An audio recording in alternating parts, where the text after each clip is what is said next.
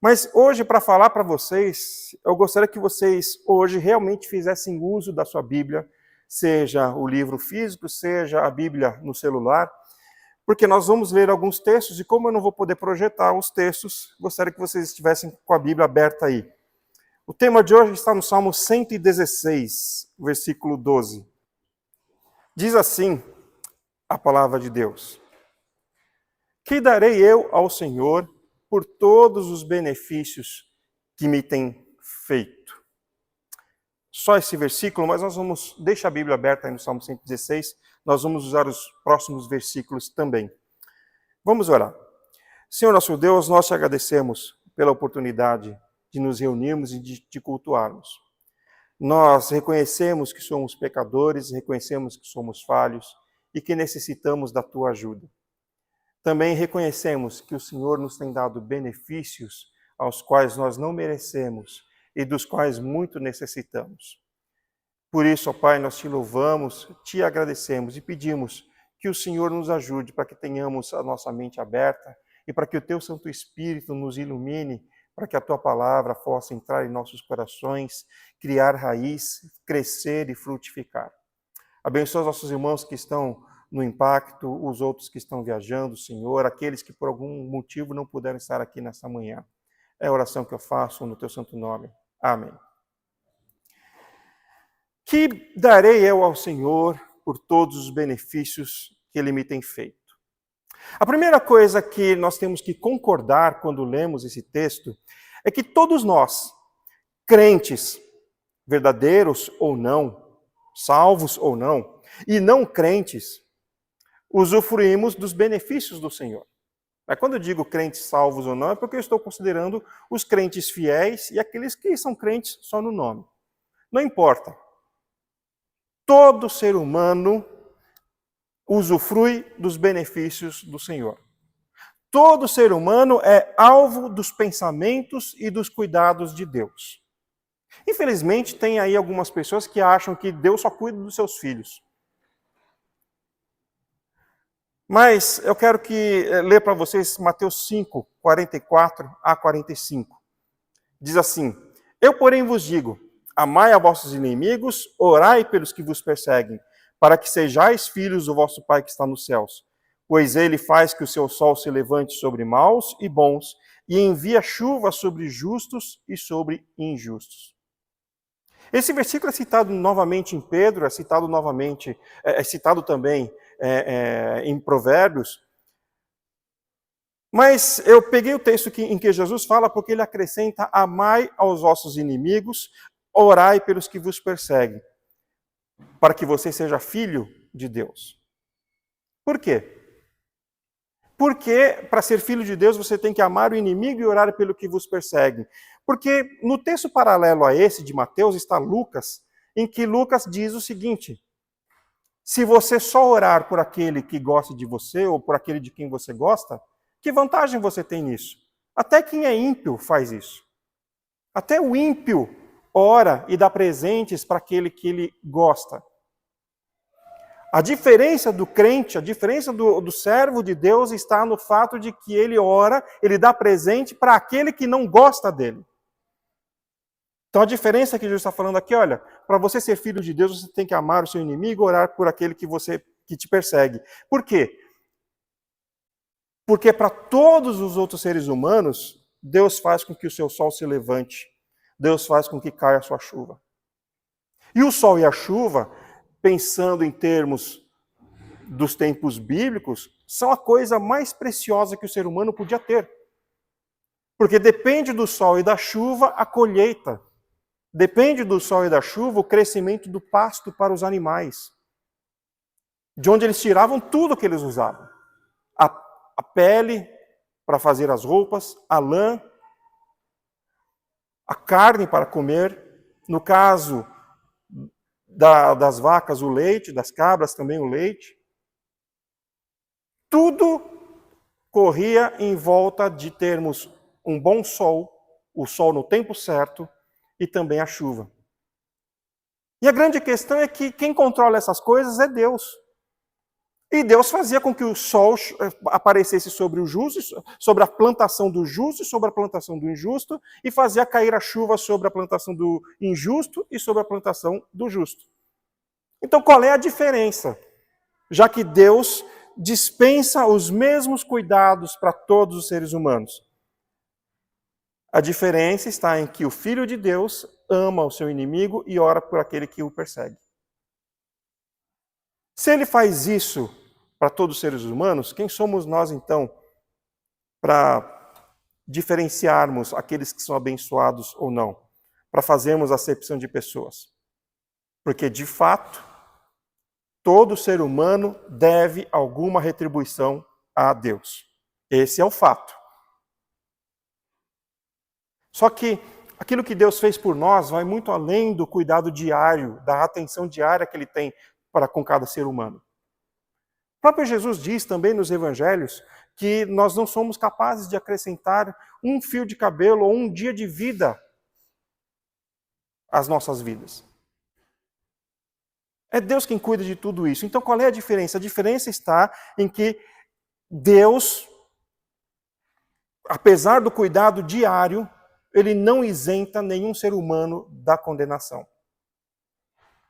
Somos todos cuidados por Deus. Mas isso não nos isenta de sofrermos a condenação.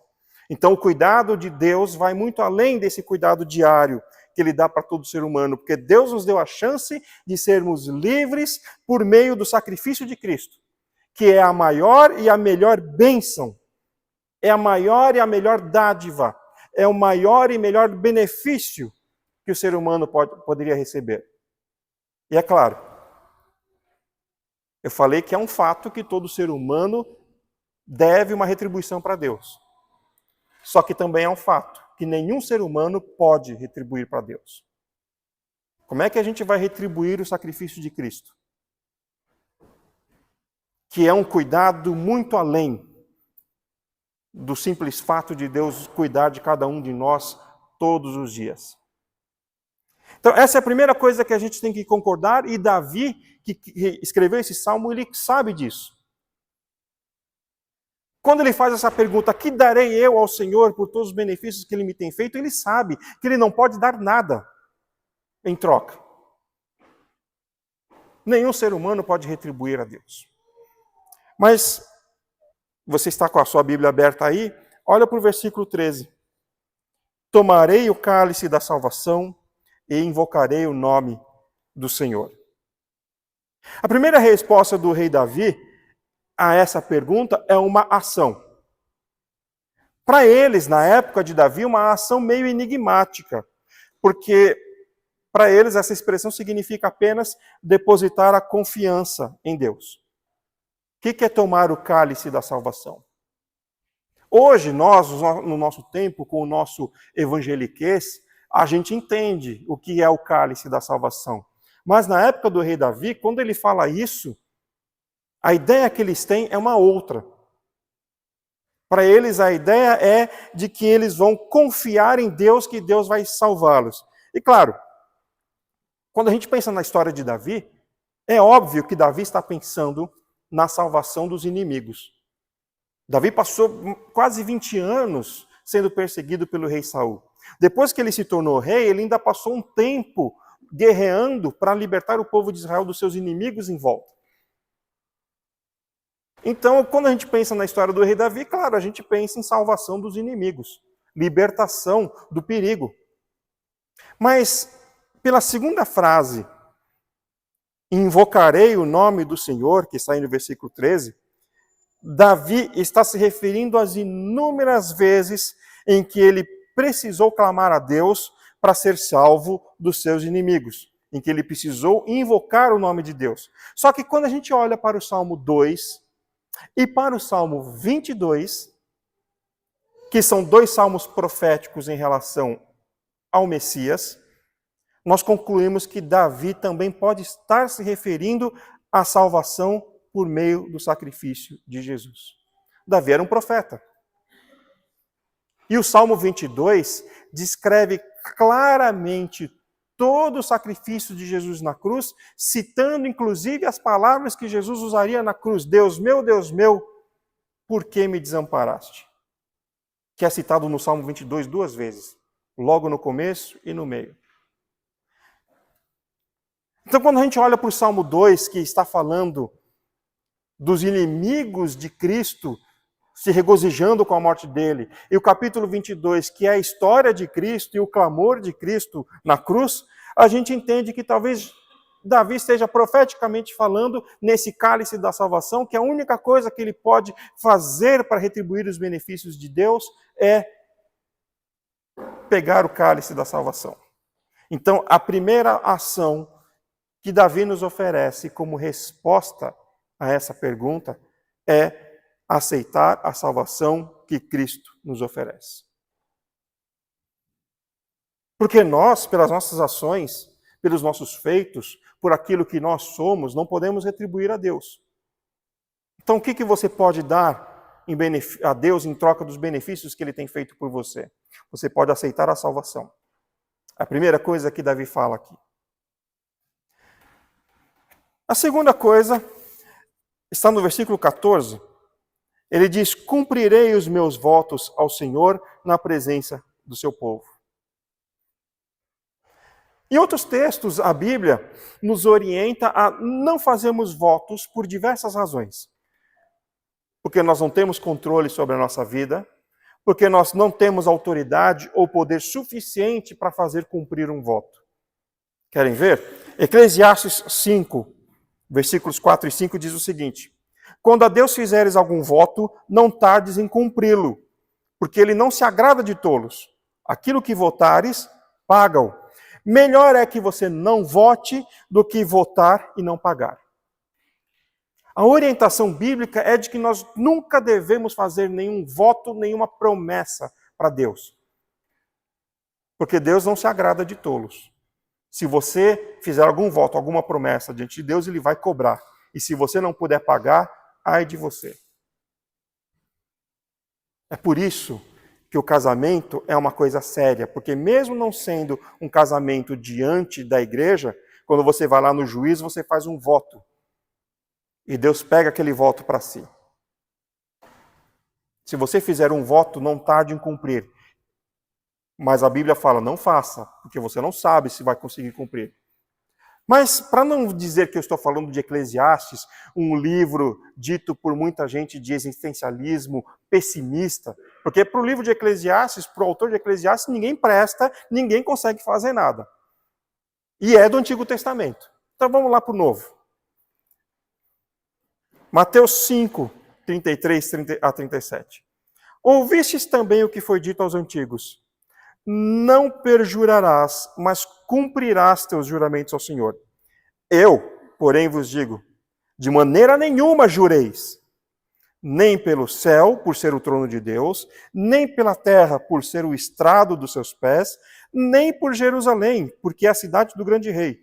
Não jures pela tua cabeça, porque você não pode tornar um cabelo branco ou preto. Jesus, no Sermão do Monte, está falando, olha, os antigos diziam, não perjure, mas cumpre o teu voto. Eu, porém, vos digo, de maneira nenhuma jureis, porque vocês não têm capacidade para cumprir os votos, para cumprir o juramento. Você não pode jurar por Deus, pelo céu, porque o céu é de Deus, é o trono de Deus. Você não pode jurar pela terra, porque a terra foi criada por Deus, que é isso que quer dizer o estrado dos seus pés. Ele tem domínio sobre toda a terra, você não. Nem por Jerusalém, porque Jerusalém não é a sua cidade. Jerusalém é a cidade que o grande rei construiu. Ele é que tem autoridade para fazer isso. Você não pode jurar pela tua cabeça. Ou seja, você não pode jurar por si mesmo. Porque você não tem autoridade nem poder. Você não pode tornar um cabelo branco ou preto. Claro que aí ele está falando do modo natural. Né? Porque já encontrei pessoas dizendo, bom, mas eu posso tingir o meu cabelo. Não, é claro, não sejamos tolos. Aqui ele está falando da natureza. Não está falando de um modo artificial, de um modo de burlar a lei. Mas aí também não tem só Jesus falando isso. Tiago, capítulo 5, versículo 12. Mas, sobretudo, meus irmãos, não jureis nem pelo céu, nem pela terra, nem por qualquer outro voto. Seja, porém, o vosso sim, sim, e o vosso não, não, para não serdes condenados. Eu aprendi nas minhas relações profissionais que quando o funcionário costuma dizer, não, eu juro que eu fiz, ele não fez. Eu juro que não tenho nada a ver com isso. Ele tem tudo a ver com aquilo. E, em geral, é assim o ser humano. A palavra do ser humano, quando ele diz sim, quer dizer outra coisa. Quando ele diz não, quer dizer outra coisa também. Então, Tiago está falando, olha, não jure por nada. Nem pelo céu, nem pela terra, nem por qualquer outra coisa. Então, o que Davi quer dizer com pagarei os meus votos ao Senhor, já que a Bíblia é tão clara em tantos textos, e olha que eu só peguei alguns.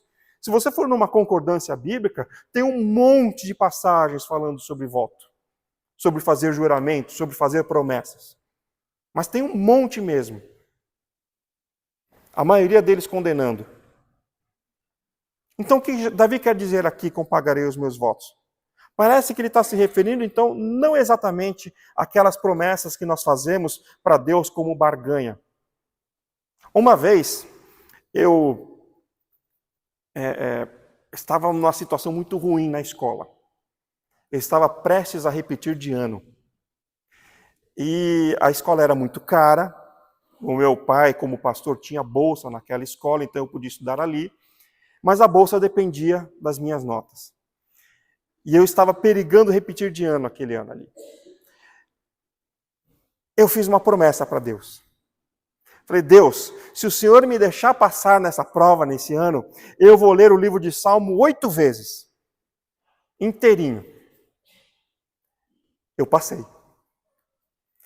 E aí, com 14 anos, eu tive que ler o livro de Salmo 8 vezes. E penei para ler aquilo ali, porque eu fiquei com um terror terrível de que caísse um raio do céu e me consumisse por eu não ter cumprido o voto. Mas, cara, o que você vai esperar de um rapaz de 14 anos desesperado para não apanhar do pai, para não passar vergonha de ter repetido de ano? Foi o que eu fiz.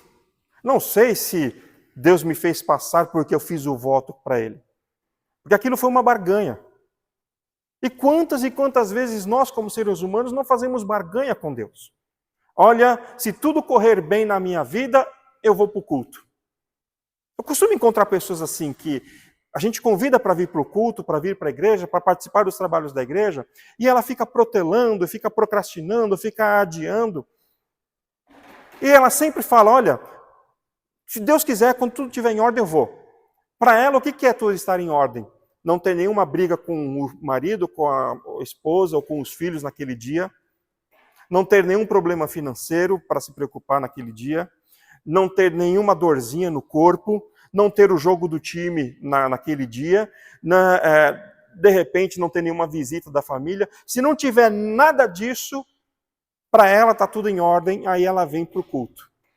Ela está fazendo uma barganha com Deus. Recentemente, nós tivemos a onda do tal do Evangelho da Prosperidade, que as pessoas faziam barganha com Deus. Se der tanto de dízimo, se der isso, se der aquilo, Deus vai abençoar, Deus vai fazer isso e vai fazer aquilo. É muito mais comum do que você imagina. Porque eu estou falando aqui de casos extremos, mas constantemente a gente faz barganha com Deus. Às vezes até inconsciente nós fazemos a barganha. Quando o negócio aperta na nossa vida, a gente vai lá e ora um pouquinho mais, ora com mais fervor, se ajoelha mais vezes, começa a ser mais firme no culto. Conscientemente, nós não fizemos essa barganha, mas no nosso interior a gente começa a fazer isso. É um impulso natural. Mas então Davi não está se referindo a essas barganhas que nós fazemos, quando ele diz, pagarei os meus votos ao Senhor. Mas ele está falando dos compromissos assumidos diante de alguém com o qual ele tem obrigação. E ele tem essa obrigação com essa pessoa porque essa pessoa tem posição e autoridade superiores a ele. Então Davi está querendo dizer que por todos os benefícios que o Senhor tem feito na vida dele, ele se compromete a obedecer aos mandamentos do Senhor. Ele não está fazendo uma barganha. Ele sabe que ele já tem que obedecer. E a única coisa que ele pode fazer é pagar os seus votos. pagar a obediência diante de Deus, que já é uma coisa exigida, tá? A obediência a Deus não é uma coisa que parte de nós fazermos. Não, ela já é exigida na palavra de Deus. Está na grande comissão de Jesus, que nós devemos ir pelo mundo batizando, fazendo discípulos, ensinando-os a guardar todas as coisas que ele ordenou. Então a obediência já está implícita na vida do cristão.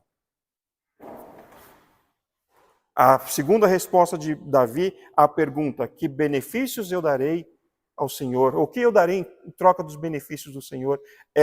Vou pagar os meus votos, vou obedecê-lo diante do seu povo. Mas, indo mais para frente no texto, nós vamos ver os versículos 17 a 19. Oferecer-te-ei sacrifícios de louvor e invocarei o nome do Senhor. Pagarei os meus votos ao Senhor na presença de todo o seu povo, nos átrios da casa do Senhor, no meio de ti, ó Jerusalém, louvai ao Senhor. Ele está falando aqui do culto. Ele está falando aqui da vida na igreja. Ele está falando aqui da vida devocional dele. Há um entendimento muito errado sobre a questão do sacrifício a Deus nos nossos dias. A maioria entende fazer sacrifícios a Deus como fazer obras. A maioria entende que sacrifício a Deus tem algo a ver com fazer algum tipo de coisa para a igreja que denomina um sacrifício. E aí, nessa questão, nesse mau entendimento, acabam cometendo muitos erros, como, por exemplo, há aqueles que valorizam demais as obras, achando que com isso estão louvando e estão agradando a Deus. E há o outro extremo, daqueles que desprezam as obras e com isso deixam de se esforçar na obra de Deus. Quero deixar uma coisa bem clara aqui, porque da outra vez já foi confundido isso. Salvação não é pelas obras. Salvação é pela fé. A salvação vem da graça de Deus. Mas um crente que se diz salvo não ter obras, ele está mentindo. Ele não é crente. Porque as obras são consequência do salvo.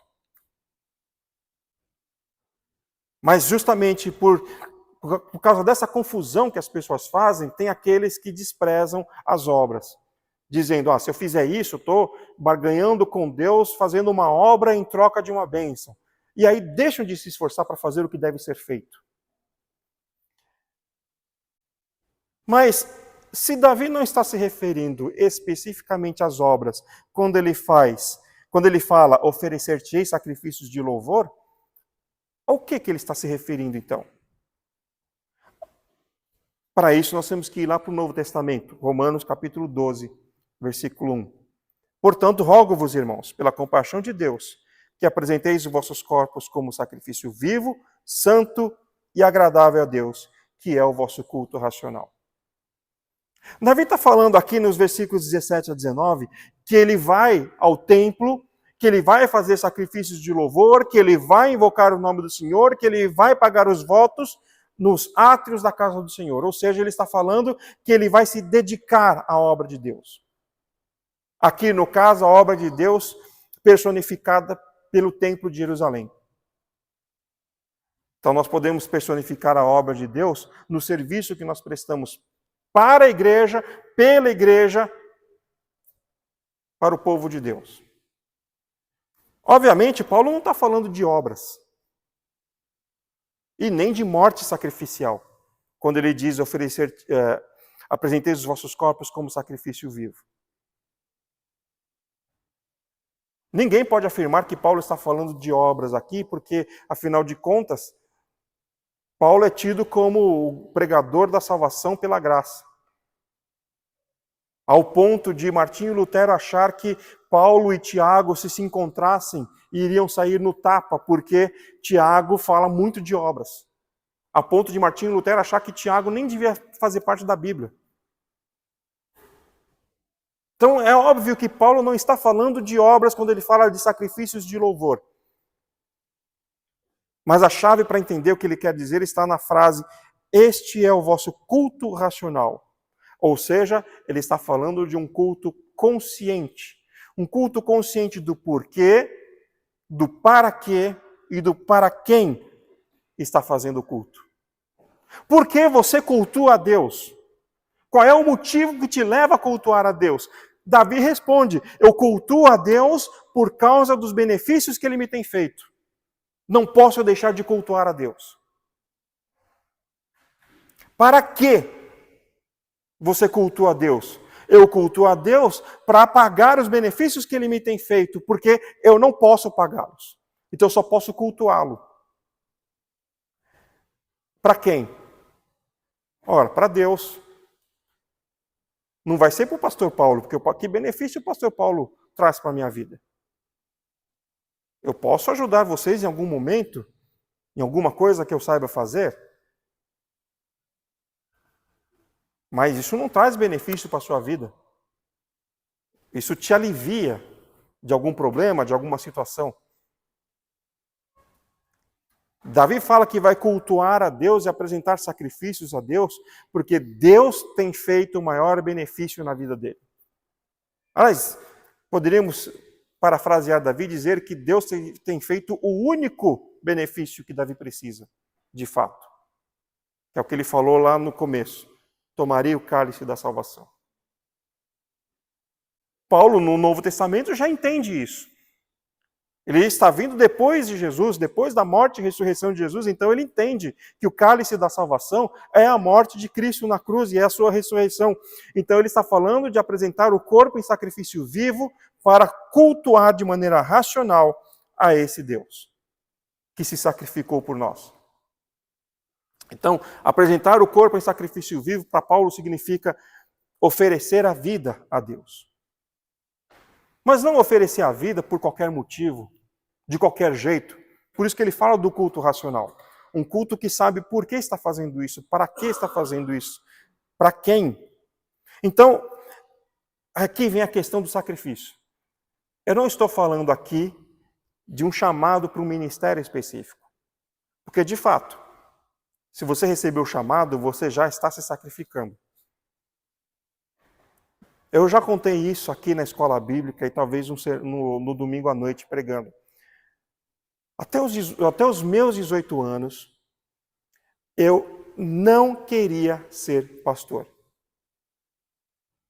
Eu recebi o meu chamado aos 11 anos, quando eu me converti. Quando eu me converti, filho de pastor, nascido no Evangelho, não tinha nenhum desses pecados que o pessoal pode apontar e dizer, não, fulano realmente foi transformado. Não bebia, não fumava. Era um garoto, crescido no Evangelho. Que transformação poderia haver na vida de um garoto de 11 anos, nascido no Evangelho? Para que alguém pudesse dizer, ele se converteu. Foi o que perguntaram para mim na minha profissão de fé. Escuta, você acha que você se converteu por quê? E aí eu tive que explicar. Até esse dia eu não sabia que eu era um pecador. Porque a minha vida era certinha. Mas eu entendi que, apesar de ter uma vida totalmente certinha, não ter nenhum desses pecados que o pessoal chama de pecadão, eu sou um pecador que precisa da salvação de Cristo. Eu quero entregar minha vida para Ele. Então, naquele dia eu me entreguei e, ao mesmo tempo, eu já recebi meu chamado. Só que dos 11 anos até mais ou menos os 19 anos, eu não queria saber mais de ser pastor. Porque dali em diante, foi só problema. Falta de dinheiro, falta de comida, humilhação na escola, porque a escola era uma escola de ricos e eu não tinha dinheiro. Não podia sair com os amigos porque não tinha dinheiro. As meninas me desprezavam porque eu não tinha dinheiro. Meu pai sofria traições na igreja, porque como pastor a gente sofre traições. Passou um tempo sem receber salário. Eu pensei, não quero ser pastor mais. Se é isso que vai acontecer, eu não quero ser pastor. Por causa da atividade pastoral, a família pastoral sofre. Porque podem ser diferentes do pastor. Mas são a família do pastor, põe tudo no mesmo balaio. É todo mundo igual. Então, até os meus 18, 19 anos, eu falei, eu não quero mais ser pastor, Senhor. Se o Senhor tem um chamado para mim, me chama para ser diácono. Diácono sofre menos e manda mais na igreja. Bom, pelo menos era assim antigamente. Diácono sofre menos e manda mais. Só que, depois dos 19 anos, Deus me deu uns corretivos. Eu tive que voltar para o caminho do chamado. Estou contando essa história para mostrar para vocês que o chamado ministerial exige sacrifícios. Muitos sacrifícios que às vezes os membros não sabem. Às vezes os membros não percebem. Da mesma forma o missionário, da mesma forma o evangelista, da mesma forma o professor de escola bíblica. Quem se dispõe a um ministério na igreja vai ter que se sacrificar de alguma forma. Nem que seja preparar um horário durante a semana, para separar um horário durante a semana para preparar a aula da escola bíblica. Que dá trabalho. Dá muito trabalho. Então não estou falando disso, desse tipo de sacrifício. Mas eu quero que você se pergunte, o que você escolhe nessa situação, por exemplo? Tem um almoço em família chegando, você trabalha no sábado, e aí você não tem tempo de preparar as coisas antecipadamente, você tem que preparar no domingo de manhã, porque a sua família vai chegar. E o problema não é que é só sua família. O problema é que a sua família, se as coisas não estiverem em ordem, vão ficar fazendo comparações. Ah, porque se é o pai e a mãe, fui na casa da sua irmã, lá tinha isso, tinha aquilo, ela fez isso desse jeito, fez isso daquele jeito. E aí você, com medo das comparações, você quer que o almoço saia perfeito. Só que tem EBD e tem culto domingo de manhã. O que você escolhe? Mas se eu falar para o meu pai, para a minha mãe, se eu falar para a minha família que não vai dar para fazer almoço na minha casa, eles vão ficar bravos, vão ficar falando o tempo todo, vão ficar me comparando o tempo todo até o Natal. Quando chegar no Natal e tiver a reunião da família, vão falar, olha, esse ano a gente não almoçou na casa de fulano, porque fulano preferiu a igreja. Fulano não nos recebeu. O que você escolhe? Você escolhe uma programação da igreja ou você escolhe ficar em casa estudando para a prova? Bom, se você tiver que estudar durante uma programação da igreja, é sinal de que você foi meio relapso e nos tempos vagos que você teve antes, você não estudou. Quando chegou a hora da programação da igreja, que já está em cima do dia da prova, você tem que estudar. Aí você não vai na programação da igreja. O que você escolhe? Usar o seu tempo para orar, para ler a Bíblia, para estudar a Bíblia ou para passear, para assistir TV, para ir para o cinema? Ou etc, etc. Você insiste em fazer o que você gosta, aquilo que você quer, ou você é capaz de deixar de lado suas opiniões, seus gostos, seus desejos, para obedecer à vontade de Deus? Porque tudo isso que eu estou falando são exemplos prosaicos que todo crente passa. Por isso que eu falei que não estou falando do ministério, porque o ministério envolve escolhas mais profundas que isso. Mas no dia a dia você faz essas escolhas. E é isso que Paulo está falando de apresentar o vosso corpo como culto racional, como sacrifício vivo. Você vai se sacrificar nessas coisas. Ou será que alguém aqui não entende quando Jesus diz lá em Mateus 6,33, buscai primeiro o reino de Deus? Onde a gente tem que buscar primeiro o reino de Deus? Você já aceitou a Cristo? Você já está aqui hoje. Mas onde você tem que então colocar primeiro o reino de Deus? Parece uma coisa etérea, parece uma coisa espiritual, buscar primeiro o reino de Deus, mas quando a gente olha o Sermão do Monte e vê que Jesus está falando de coisas práticas do dia a dia, então quando ele fala buscar primeiro o reino de Deus e toda a sua justiça, ele está falando de colocar primeiro a Deus em todas essas questões práticas do dia a dia. Ele não está falando de um pastor, ele não está falando de um missionário, que vão ter que abrir mão de muitas coisas. Quando Davi fala que vou oferecer sacrifícios de louvor e invocar o nome do Senhor, é disso que ele está falando.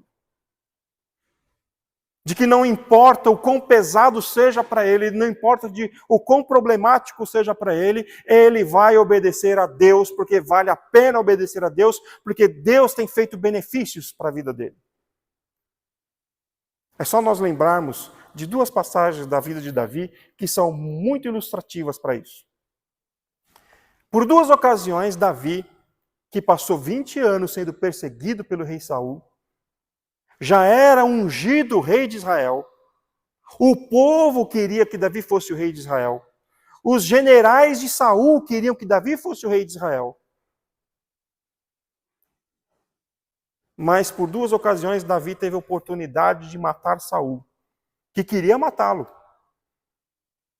Os generais de Davi falaram: olha, aproveita, mata agora e toma o reino, porque Deus já te ungiu rei.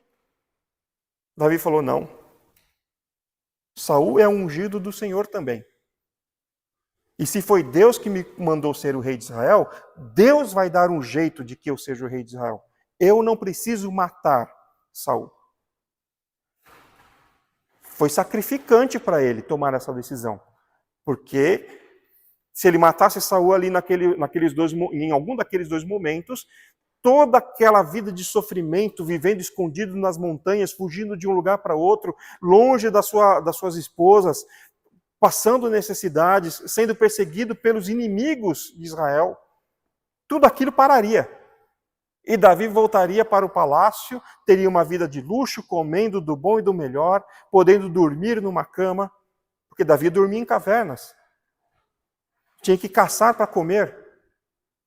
Tinha que dormir em turnos de vigília para ficar vigiando para ver se os inimigos ou se o próprio rei Saul não chegava com um exército. Tenta fazer quartos de vigília. E não apenas para ficar acordado, mas para ficar vigiando. Ou seja, ficar fazendo ronda, olhando para o escuro para tentar visualizar o inimigo. Isso era desgastante. E Davi, por duas vezes, teve a oportunidade de acabar com isso. Mas em obediência à vontade de Deus, ele resolve fazer a vontade de Deus e não fazer a sua. Então ele entende bem o que significa fazer sacrifícios de louvor. E Paulo, então, nos explica em Romanos 12, olha, é o seu corpo que é o seu sacrifício de louvor. É a sua vida que você vai oferecer a Deus. Então nós voltamos para aquela pergunta. Que benefícios darei a Deus? Ou o que darei ao Senhor por todos os seus benefícios para comigo? Lembrando que não são só os benefícios das bênçãos diárias, da providência diária, da proteção, da saúde, do sustento financeiro, da paz na família. O que você pode dar a Deus pelo maior benefício que Ele já te deu, que é a salvação?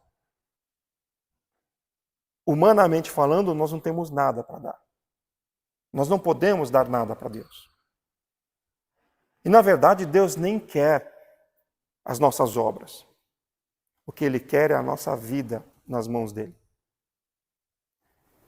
O que você tem para oferecer é aquilo que está agora aí no seu coração. O que você tem para oferecer é a sua vida, é a sua vontade, é a sua disposição em obedecê-lo. O que você tem para oferecer a Deus é todo o seu coração entregue, para que Ele seja o Senhor, para que Ele tome as decisões, para que Ele dirija a sua vida. Não mais você, como diz o apóstolo Paulo, não vive mais você, mas é Cristo que tem que viver em você. O que é que nós temos para dar ao Senhor, pelos benefícios que Ele nos tem feito? Nossas vidas. Se você não entregou ainda, entregue hoje a sua vida. O autor de Hebreus diz, enquanto ainda é tempo, no dia que se chama hoje, não endureça o seu coração, mas entregue a sua vida. Se você já entregou, já aceitou a salvação, faça como Davi, comprometa-se a obedecer, comprometa-se a servi-lo. E que seja assim em nossos corações. Amém? Vamos ficar de pé. Vamos orar.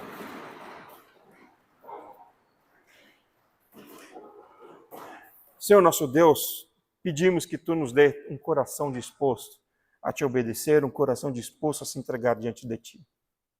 Pedimos sim, que o Senhor nos ajude para que tenhamos entendimento ao oferecer o nosso culto. Pedimos que o Senhor tenha misericórdia de nós por muitas vezes virarmos as costas e ignorarmos aquilo que o Senhor tem feito por nós.